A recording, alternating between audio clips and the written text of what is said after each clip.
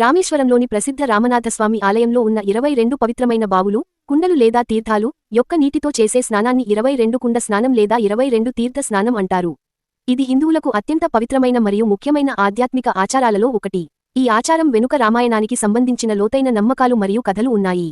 రామాయణం ప్రకారం, రావణుడిని సంహరించిన తర్వాత వచ్చిన బ్రహ్మహత్యా దోషం, బ్రాహ్మణుడిని చంపిన పాపం నుండి విముక్తి పొందడానికి శ్రీరాముడు శివుడిని పూజించాడు. ఈ శుద్ధి ప్రక్రియలో భాగంగా ఈ 22 తీర్థాలు సృష్టించబడ్డాయి చెబుతారు. ఈ 22 బావులు శ్రీరాముడి తూణీరంలోని 22 బాణాలను సూచిస్తాయని భక్తులు నమ్ముతారు. ప్రతి బాణం లేదా తీర్థం ఒక రకమైన శుద్ధిని లేదా ఆశీర్వాదాన్ని అందిస్తుంది.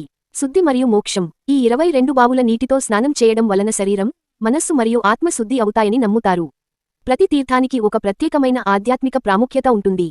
చివరి తీర్థం, కోడి తీర్థం వరకు అన్ని స్నానాలు చేయడం ద్వారా అన్ని రకాల పాపాల నుండి విముక్తి లభిస్తుందని భక్తులు విశ్వసిస్తారు.